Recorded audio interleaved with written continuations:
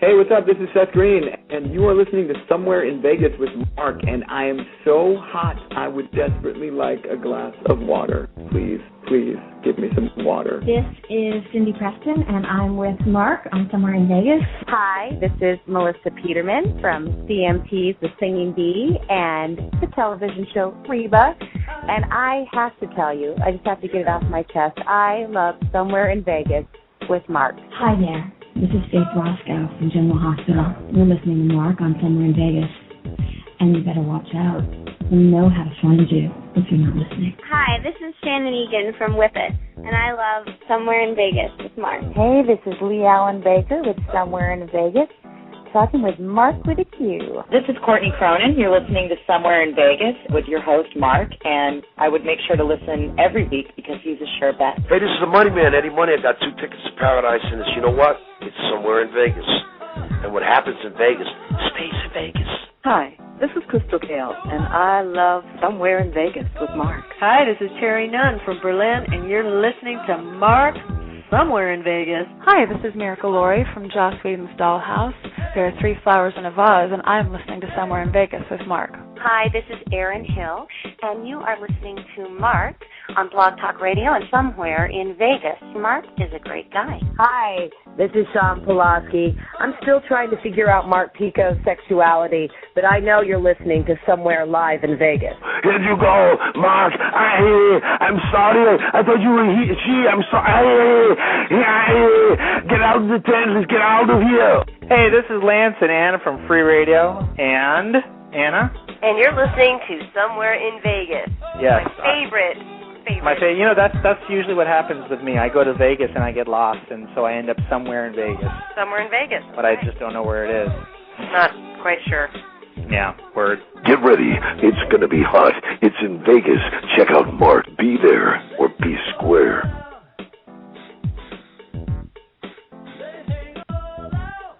My guest at this time is a very talented hip-hop artist.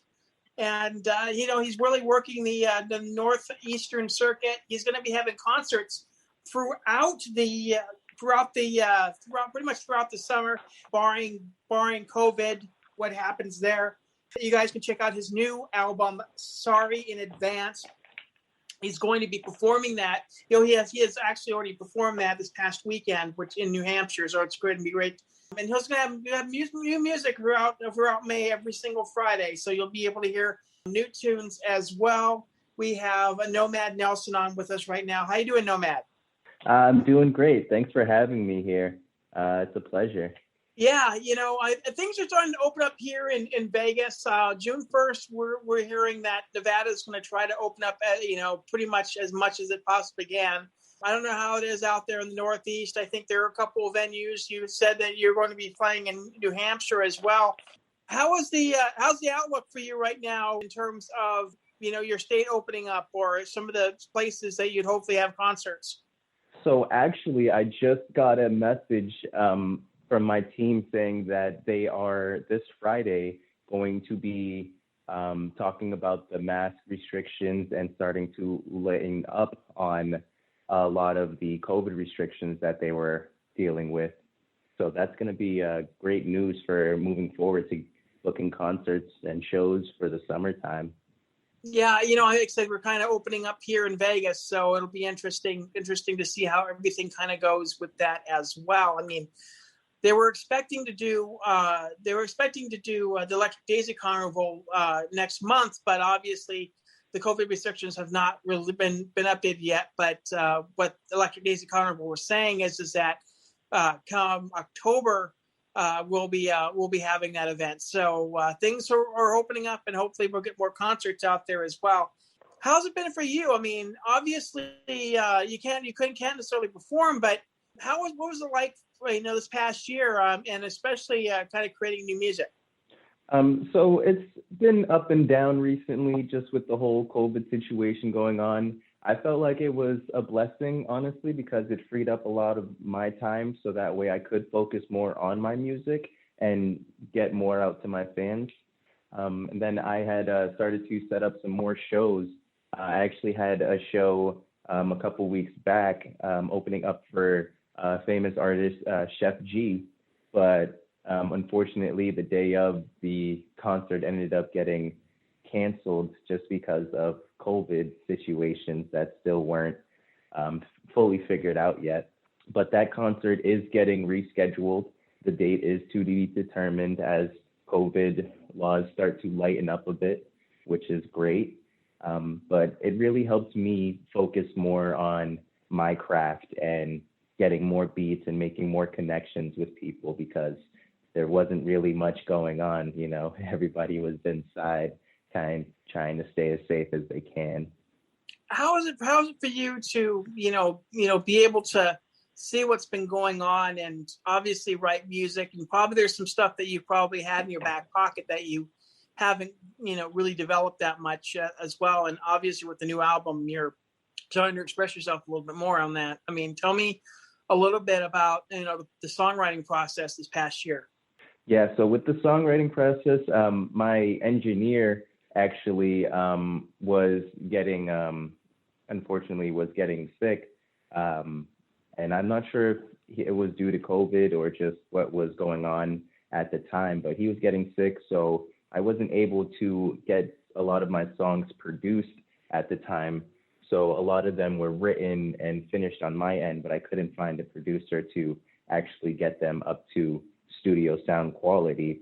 But he ended up getting better, and I ended up actually finding another producer in the mix of all of that helped me get this EP going, and these other songs that you guys will end up hearing in May.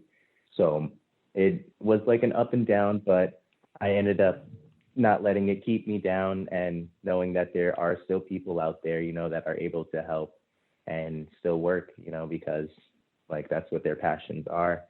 So I've also had a lot of things to talk about in my music because of what has been going on in COVID and the things that we have been seeing in the news of that nature. So I do address some of those topics in my songs. Yeah, I mean, it's still an ongoing battle too. I know there was a very huge victory yesterday, but there's still a long ways to go in terms of that as well. So hopefully things only get better from here. Hopefully things get back to at least some kind of, I guess, moral normalcy, but fingers crossed on that. Yeah, exactly. With the with the beats and the music that you use, I mean, is it something that the producers bring to you? Do you get any input from or any beats from other people that send them to you? Kind of tell me about that process. Yeah, so usually I would go browsing on BeatStar, which is a very great site if you are starting off looking for beats. And then through my connections through this app called Clubhouse, I've been meeting some more producers that do make beats, and that they have been sending out some beats over to me exclusively for me to work on. So I have those as well that I've been working on, but the ones that most people are going to hear soon are the BeatStar beats that I found through different producers that have put them up for purchase. And I have gotten in contact with them, and they have sent me some personal beats as well to work on. So there's going to be plenty more coming for this year. What's amazing about it is the fact that, with the networking sites like BeatStar, is that you can work with producers probably halfway across the planet, because Europe has people that produce DJs that produce really sick beats. I mean, we could have people from India, contributing to the website, to the site as well. I mean, how's that for you to be able to work with a lot of these talented people that you may not have even met, halfway across the country or halfway across the globe? Actually, it's one of my favorite parts about this, being in the music industry, is meeting and networking with people all over the world. I'm actually doing free features throughout the entire year, so that way I can network and meet even more people. But I love meeting like different talents out there, because I know that everybody is creative in their own way, and not one producer sounds like another. So the opportunity just to talk with them and see the story behind some of their beats really is eye-opening and helps me as a writer and a creator altogether, because I'd like to think of myself as an artist, not like a rapper, because my genre, I guess, is very versatile. So I don't turn down many beats that are offered to me, because I like to expand on the areas that I feel, because a lot of my music is how I feel. So I don't like to constrict myself to just one genre.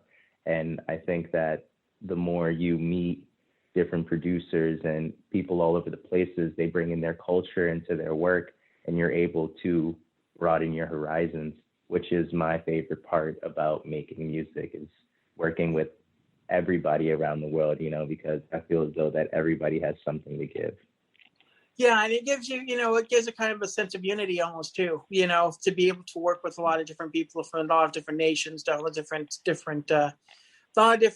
races and creeds and all that as well. So I mean, it's got to be fun to kind of, explore some of the different beats that you get across the planet. So yeah, I can understand that as well. Tell me a little bit about, some of your influences growing up, some of the people that you listened to before, and got you into being an artist. Yeah, so I'm a 90s baby.